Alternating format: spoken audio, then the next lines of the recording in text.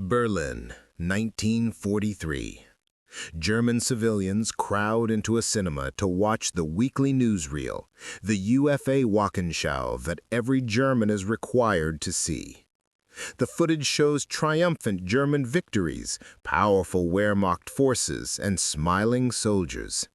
The narrator's voice booms with confidence about German superiority and inevitable victory. The audience watches, absorbing the propaganda that tells them their side is winning despite the Allied bombing raids destroying their city. But something is wrong with this newsreel.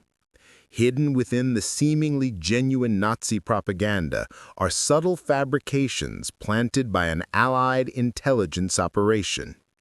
Tank footage supposedly showing new German panzer divisions is actually old footage from 1941, misleading German military analysts about current force deployments.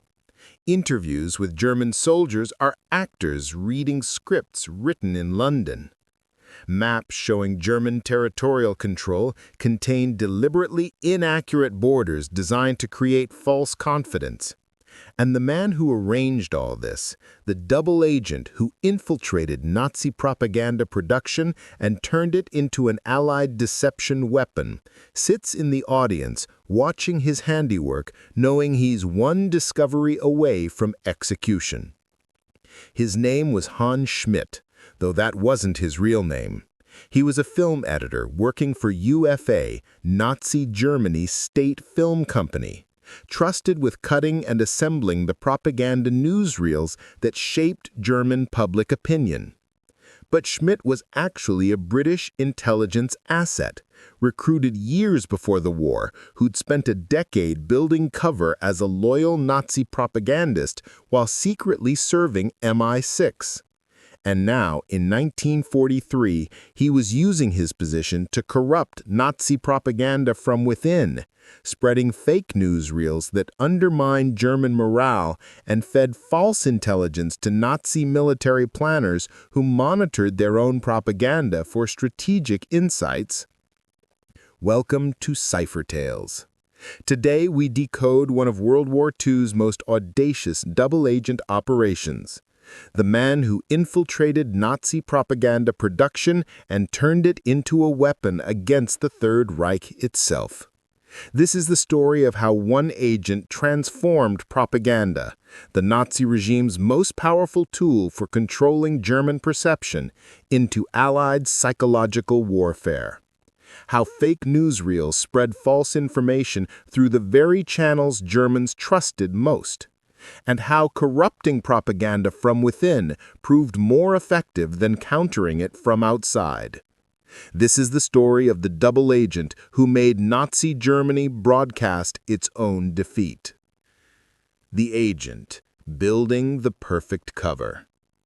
Hans Schmidt's journey from British intelligence recruit to Nazi propaganda insider required extraordinary patience, meticulous cover building, and years of living a dangerous double life long before World War II even began.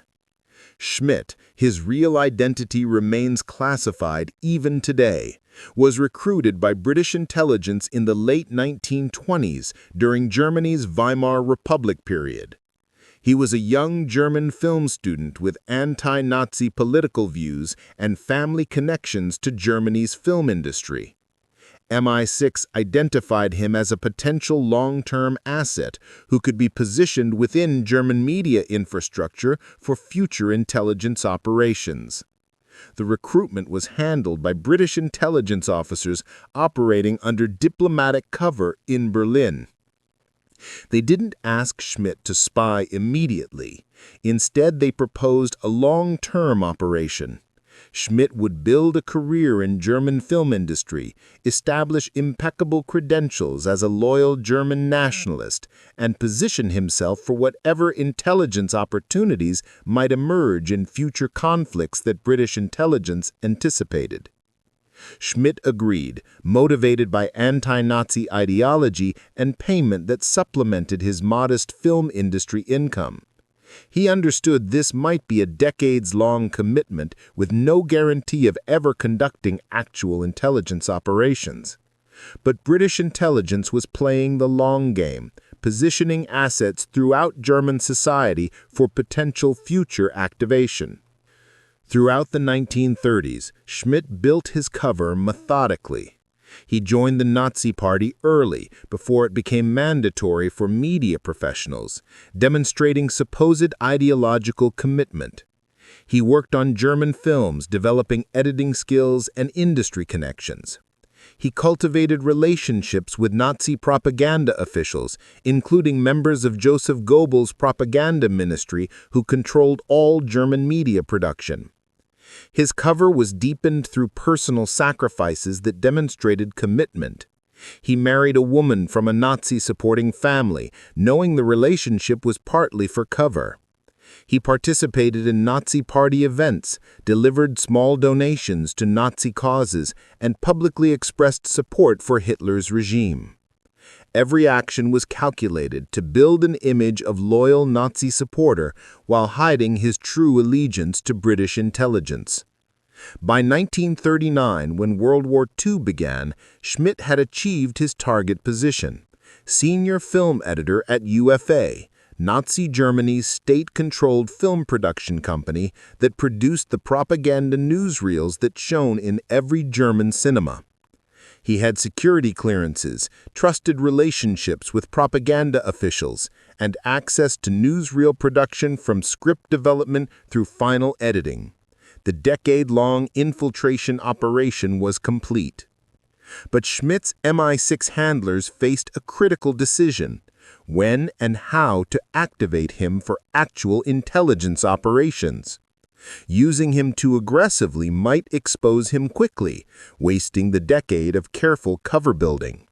But not using him at all would waste a perfectly positioned asset. MI6 needed to identify high-value operations that justified the risks. The solution was gradual activation. Schmidt would initially provide intelligence about Nazi propaganda operations: what messages the regime prioritized, which military situations propaganda attempted to conceal, and internal Nazi assessments of propaganda effectiveness. This intelligence helped Allied psychological warfare understand German propaganda strategies without requiring Schmidt to actively sabotage productions, maintaining his security while providing value. By 1942, with Germany's military situation deteriorating and Allied intelligence needing more aggressive operations, MI6 activated Schmidt for active measures, actually corrupting Nazi newsreels with fake content designed to deceive German audiences and mislead Nazi military planners who monitored their own propaganda for strategic insights. By 1942, with Germany's military situation deteriorating and Allied intelligence needing more aggressive operations, MI6 activated Schmidt for active measures, actually corrupting Nazi newsreels with fake content designed to deceive German audiences and mislead Nazi military analysts. This was extraordinarily dangerous. Discovery meant certain execution, but the potential impact justified the risk. The system: corrupting propaganda production. Schmidt's sabotage of Nazi newsreels required sophisticated understanding of propaganda production processes and careful techniques for embedding fake content without detection by Nazi supervisors and censors. Nazi newsreel production was tightly controlled. Multiple officials reviewed footage at various stages: military censors ensuring no operational security breaches, propaganda officials verifying messages aligned with regime ideology, technical supervisors checking production quality. Schmidt needed to corrupt content in ways that would slip past all these reviews. His primary technique was selective footage manipulation. Newsreels used archival footage frequently. Editors would insert older footage when new footage was unavailable, or when older footage better supported propaganda narratives. Schmidt exploited this practice by deliberately selecting archival footage that misrepresented current situations. For example, when newsreels needed footage of German panzer divisions to suggest powerful armored forces, Schmidt would select impressive 1941 footage showing massed tanks during early war successes. But he'd select footage from units that no longer existed by 1943, destroyed in Russia or North Africa. Military analysts watching newsreels and tracking unit insignia visible on tanks would conclude these destroyed units were still operational, providing false intelligence about German military strength. Schmidt also manipulated maps that newsreels used to show military situations. These maps supposedly depicted current German territorial control and military positions, but Schmidt would make subtle alterations, showing borders slightly different from reality, indicating German control of areas actually lost to Allies or suggesting German defensive positions that had actually collapsed. These map alterations were carefully calibrated. Grossly inaccurate maps would be caught by censors who knew real military situations. But small inaccuracies, placing a border 50 kilometers from its actual position, showing a city as German-controlled when it had fallen 2 weeks earlier, could slip past rushed reviews, especially if Schmidt could claim the maps represented slightly outdated information that hadn't been updated due to production schedules. The alterations served dual purposes. They gave German civilians false confidence about military situations, creating the complacency that Allied psychological warfare wanted to induce. And they misled German military analysts who monitored propaganda for intelligence about their own operations. If propaganda showed units that didn't exist or territories that weren't controlled, analysts might waste time investigating these phantom assets. Schmidt corrupted interview segments by working with actors who pretended to be German soldiers or workers. Newsreels frequently featured interviews with Wehrmacht soldiers describing combat experiences or workers discussing factory production. Schmidt would arrange for actors, working unknowingly for Allied intelligence, to be filmed for these segments. The actors would deliver scripts that seemed like typical Nazi propaganda, but contained subtle demoralization. A soldier might describe battles as challenging, with heavy casualties, while officially praising German victory, the coded language suggesting difficulties that German audiences would interpret as actual battlefield problems despite the positive spin. Factory workers might praise production while mentioning supply shortages or equipment problems, information that undermined confidence while maintaining surface-level propaganda messaging. Technical manipulation allowed Schmidt to alter footage subtly after final approval. Once newsreels were approved by censors, Schmidt, as senior editor, had final technical responsibility before theatrical distribution. In this final stage, he could make small alterations that wouldn't be rechecked, inserting a few frames of footage showing destroyed German equipment, adjusting audio to make confident statements sound slightly uncertain, or reordering sequences to create less triumphant narratives than originally intended. These last-minute alterations required extensive technical skill and extreme caution. Changes had to be subtle enough that cinema projectionists and audiences wouldn't notice obvious edit marks or technical problems that might trigger investigations. But they also had to be significant enough to actually impact propaganda effectiveness. Schmidt coordinated with MI6 through elaborate clandestine communication. He couldn't simply radio London, that would certainly be detected. Instead, he used dead drops in Berlin, leaving intelligence reports and receiving instructions through carefully arranged exchanges with British agents operating undercover in neutral embassies, or as members of the few remaining international businesses still operating in wartime Berlin. His intelligence reports detailed which newsreels he'd successfully corrupted and how. MI6 could then monitor whether their fake content achieved desired effects, whether German military responses suggested they'd been deceived by false newsreel intelligence, or whether German civilian morale showed signs of the subtle demoralization Schmidt embedded in propaganda meant to boost morale. The impact. Fake newsreels effects. Schmidt's fake newsreel operation produced documented effects on both German military intelligence assessments and civilian morale, revealing how corrupting propaganda from within could be more effective than external counter-propaganda. German military intelligence incorporated newsreel analysis into their intelligence collection processes. Intelligence officers would watch newsreels carefully, noting unit insignia, equipment types, and geographic details visible in footage. They'd compile information from propaganda materials and cross-reference it against other intelligence sources to build comprehensive pictures of German military capabilities and deployments. This practice made Schmidt's fake content particularly effective as deception. When intelligence analysts saw tank units in newsreels that they couldn't correlate with known deployments, they'd assume the units existed, but their own intelligence was incomplete. They'd waste resources investigating phantom units, trying to locate divisions that Schmidt had inserted through clever use of archival footage from units that no longer existed. Declassified post-war German intelligence documents reveal cases where military analysts were confused by newsreel content, showing units or equipment that didn't match their other intelligence.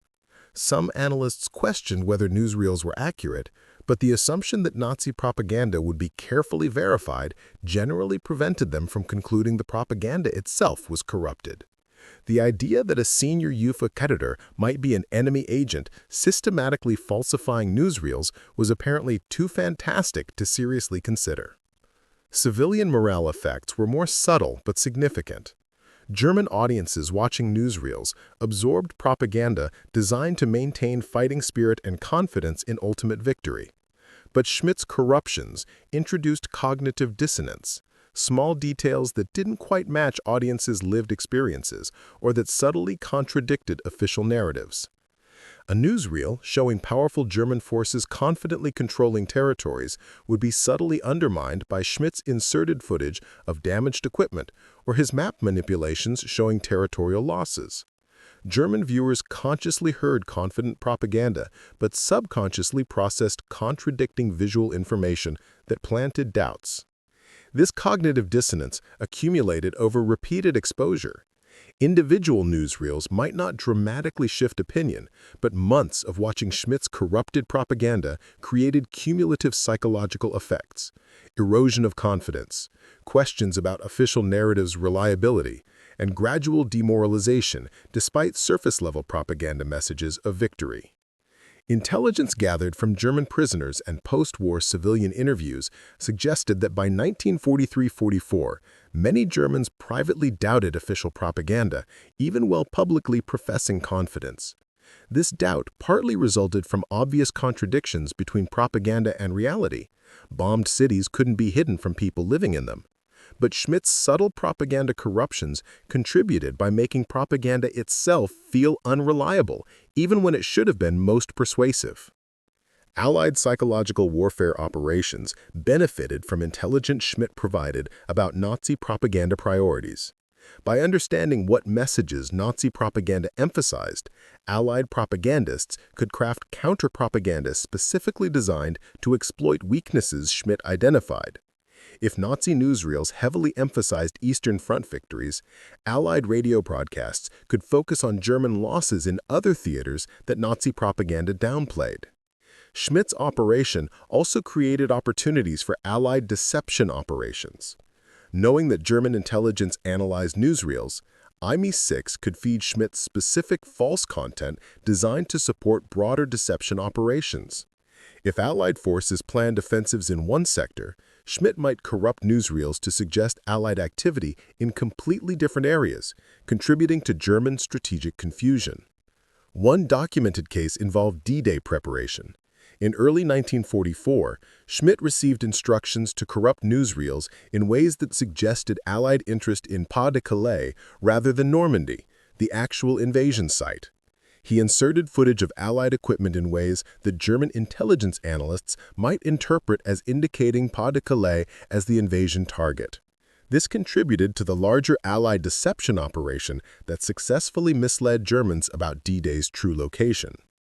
The dangers, living on the edge. Schmidt's double-agent operations subjected him to constant mortal danger. Multiple close calls nearly exposed his true allegiance and would have resulted in immediate execution. German counterintelligence, the Gestapo and SD security services, maintained constant vigilance against potential Allied spies within critical Reich institutions. Media organizations like UFA were considered high-priority surveillance targets because propaganda was so central to Nazi control. Schmidt operated under perpetual surveillance, with colleagues potentially informing on him and security services periodically investigating personnel. In 1942, a Gestapo investigation into UFA personnel came dangerously close to exposing Schmidt. A security sweep investigated whether any UFA employees had suspicious foreign connections or questionable ideological reliability. Schmidt faced interrogation about his background, his pre-Nazi activities during Weimar period, and his current personal associations. His decade of meticulous cover building saved him. The investigators found a perfect record of Nazi party membership, participation in party activities, marriage to a woman from impeccably Nazi family, and professional work producing propaganda that served the Reich effectively. The interrogators found nothing suggesting divided loyalties and cleared Schmidt, but the investigation terrified him. He'd come within one suspicious detail of discovery and execution. Another close call involved technical scrutiny of newsreels Schmidt had corrupted.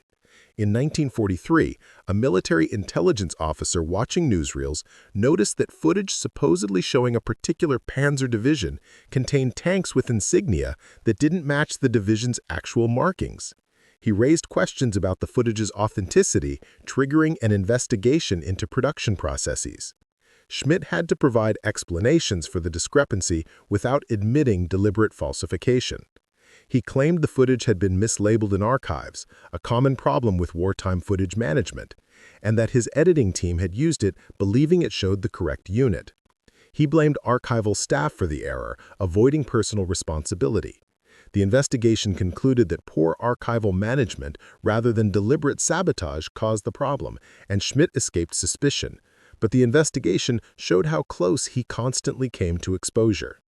Schmidt also faced personal psychological torture from maintaining his cover.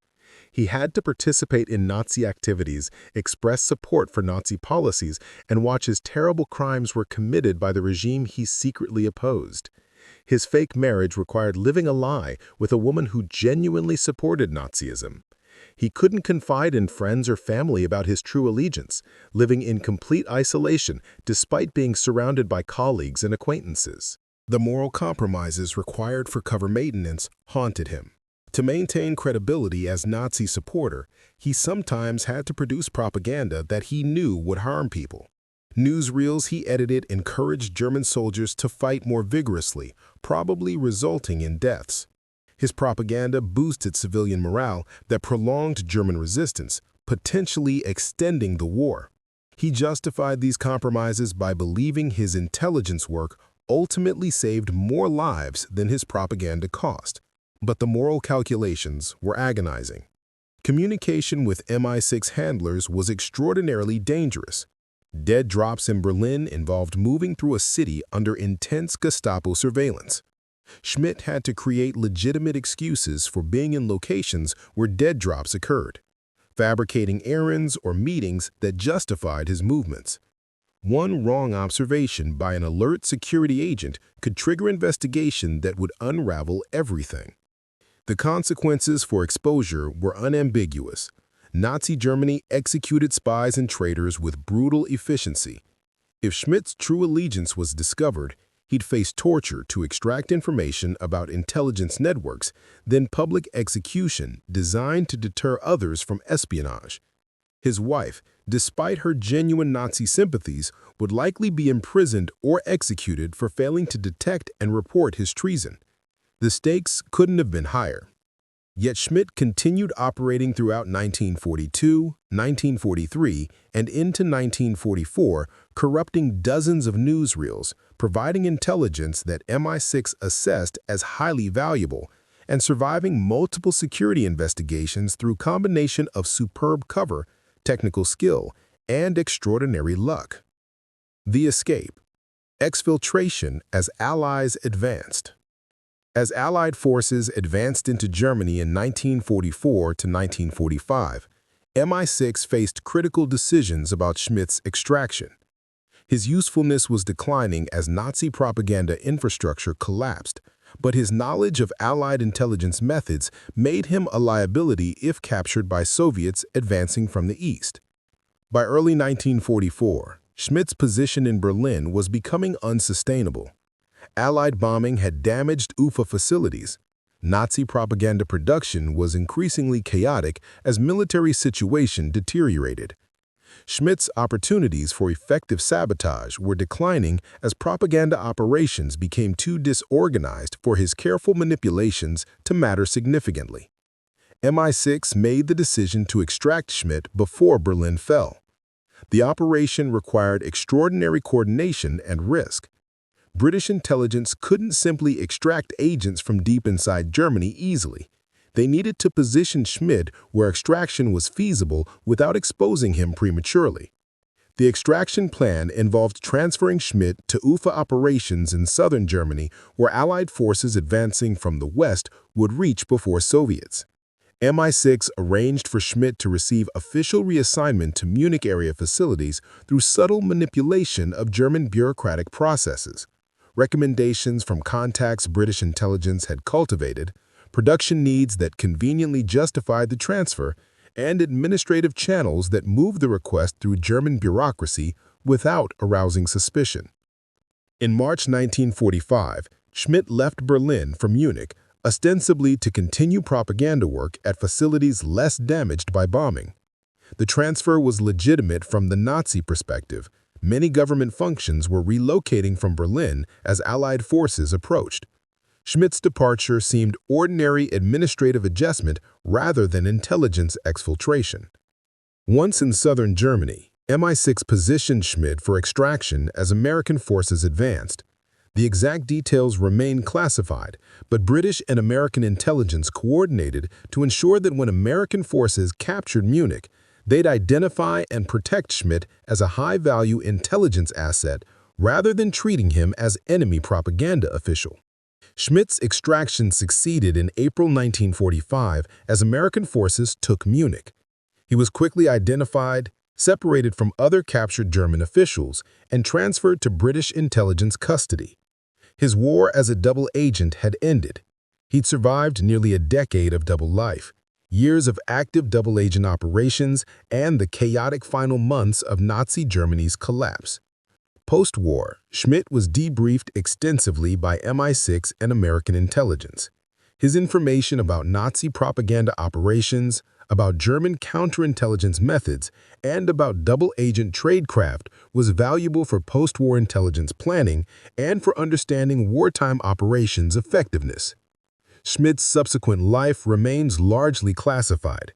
MI6 typically provided new identities for agents whose covers were blown, and Schmidt's exposure as Allied agent during the war meant he couldn't safely remain under his wartime identity. He likely lived post-war under a new identity in Britain or another Allied country, his wartime service known only to intelligence agencies that had employed him. The techniques. Lessons in double-agent tradecraft.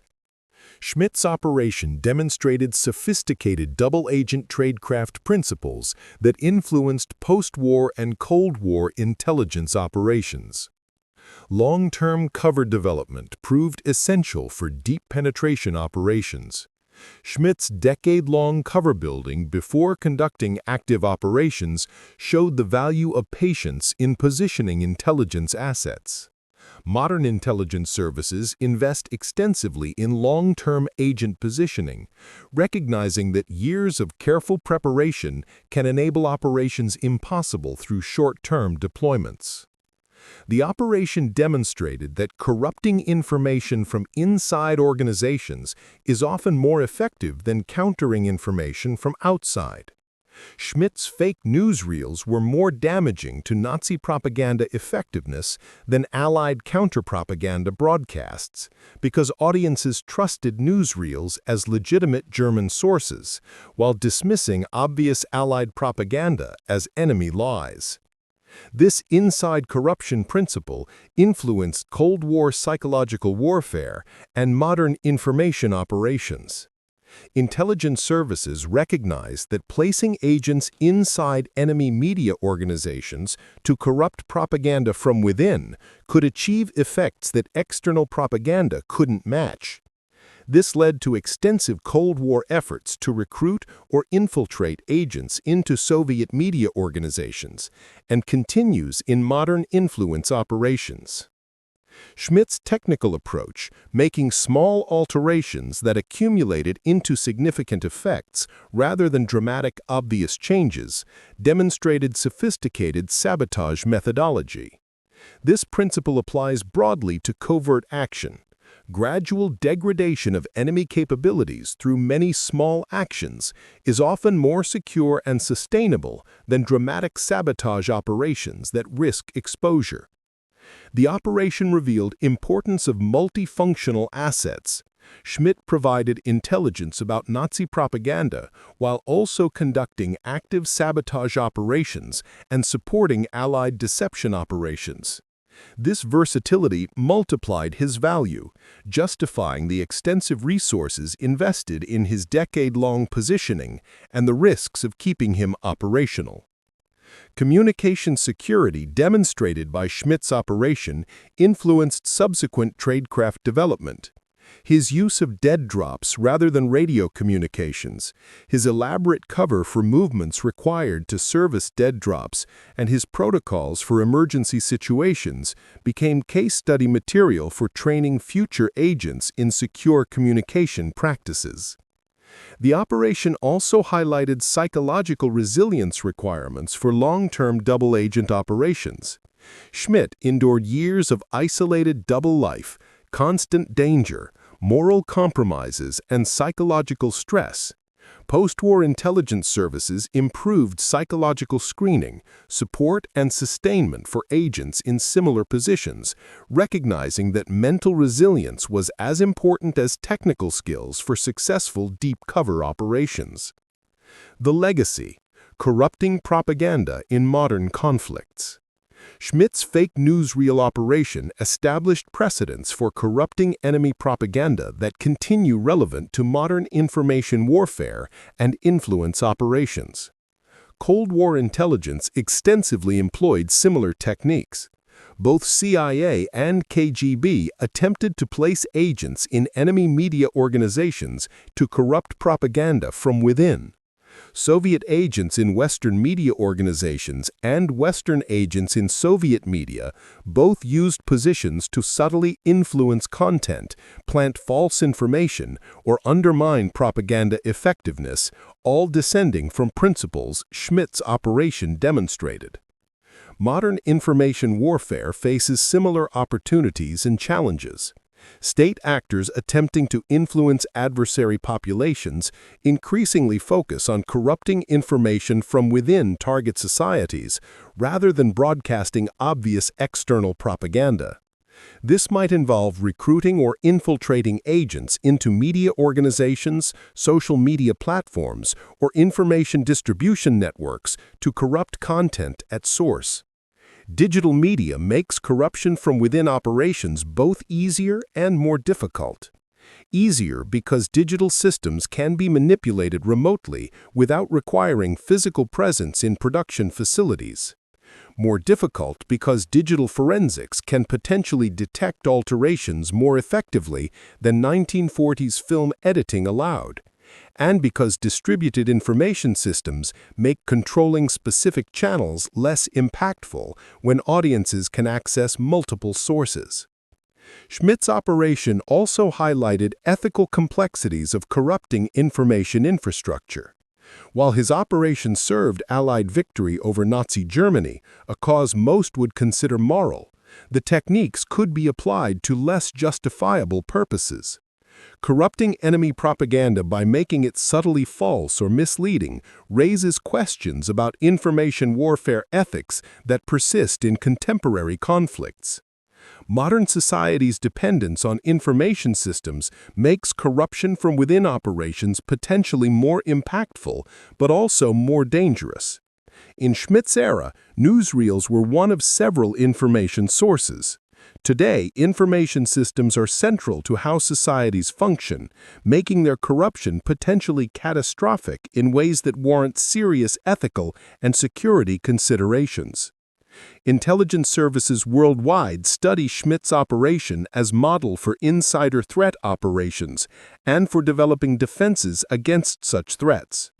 Understanding how enemy agents might corrupt information from within helps organizations develop security protocols, monitoring systems, and verification procedures to prevent or detect such operations. Closing. The ultimate propaganda hack. The double agent who spread fake Nazi newsreels accomplished something remarkable. He turned propaganda, the Nazi regime's most powerful tool for controlling German perception, into a weapon against the regime itself. For years, millions of Germans watched newsreels believing they were seeing genuine Nazi propaganda, never suspecting that the very materials designed to boost their morale and confidence were actually corrupted by Allied intelligence to undermine those purposes. Schmidt's operation proved that the most effective way to defeat propaganda isn't necessarily countering it from outside, but corrupting it from within. Germans dismissed Allied radio broadcasts as obvious enemy lies, but they trusted their own newsreels. By making those newsreels subtly false, misleading, or demoralizing, while maintaining surface-level propaganda messaging, Schmidt achieved psychological effects that external counter-propaganda couldn't match. The decade Schmidt spent building cover, the years he operated under constant death threat, the moral compromises he endured, and the psychological torture of living perpetual double life demonstrated extraordinary courage and dedication. He fought World War II not with weapons, but with film editing skills, using cinema as his battlefield and propaganda as his ammunition. His fake newsreels saved lives by demoralizing German civilians who might have fought more vigorously with effective propaganda, by misleading German military intelligence into wasting resources investigating phantom units, and by supporting Allied deception operations that contributed to D-Day's success and other military victories. If this deep dive into the double agent who infiltrated Nazi propaganda and spread fake newsreels that corrupted the Third Reich's most powerful information tool captivated you, please subscribe to Cipher Tales for more decoded mysteries from the hidden history of World War II. Hit the notification bell so you never miss our next upload. Like this video if you found it revealing and thought-provoking. Every like helps us reach more people who appreciate the complex, hidden dimensions of history. Comment below and tell us, were you surprised that Allied intelligence could corrupt Nazi propaganda from within? Can you see parallels to modern information warfare, where corruption from inside might be more effective than external countermessaging? What other World War II propaganda and espionage intersections should we decode next? Share this video with anyone fascinated by double agents, propaganda warfare, film history, or the hidden ways information can be weaponized through corruption rather than creation. Until then, remember, the most effective lies are often told through channels your enemies trust most, their own propaganda corrupted from within. This has been Cipher Tales. Keep questioning, keep decoding, keep discovering the secrets that changed history.